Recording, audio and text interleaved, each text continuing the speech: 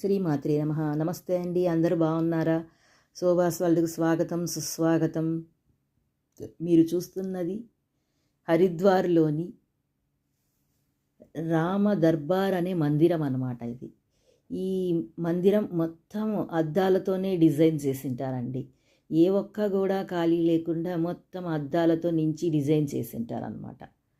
చాలా బాగుంటుంది. ఈ గుడి వచ్చేసి 2 ఫ్లోర్లుగా ఉంటుంది.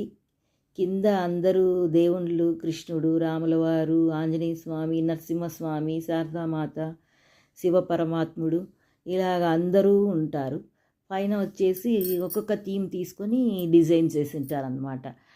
ద్రౌపది వస్త్రాపహరణము, సాగర మదనం, ఇలా ఒక్కొక్క థీమ్ తీసుకొని బొమ్మలుగా చేసి పెట్టింటారనమాట. చాలా బాగుంటుంది. మీరు మాత్రం ఈ గుడి మిస్ అవ్వద్దండి. నేను ఈ హరిద్వార్ గుడికి ఈ గుడికి వెళ్ళినప్పుడు నా సెల్లో ఛార్జింగ్ లేక నేను వీడియో తీయలేకపోయాను.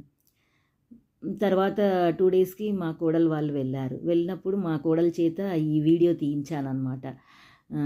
చాలా బాగుంది. మీరు వెళ్ళండి, గుడి చూడండి, చూసి వీడియో తీసుకురండి. ఎందుకంటే మన వాళ్ళందరూ చూస్తారు కాబట్టి నేను మా కోడల చేత ఈ వీడియో తీయించి పెట్టానన్నమాట. చాలా బాగుంటుంది. మిస్ అయిపోతాము ఈ గుడి. చూడండి, మీరే చూడండి, నేను చెప్పడం కాదు, మీరే చూస్తే చెప్తారనమాట. చాలా బాగుంది గుడి.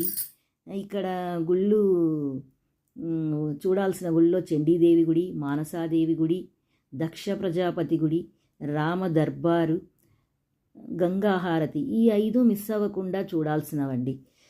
ఖచ్చితంగా ఈ 5 మిస్ అవ్వకుండా చూడాలి. ఎందుకంటే ఈ దక్ష ప్రజాపతి గుడి కూడా చాలా బాగుందండి.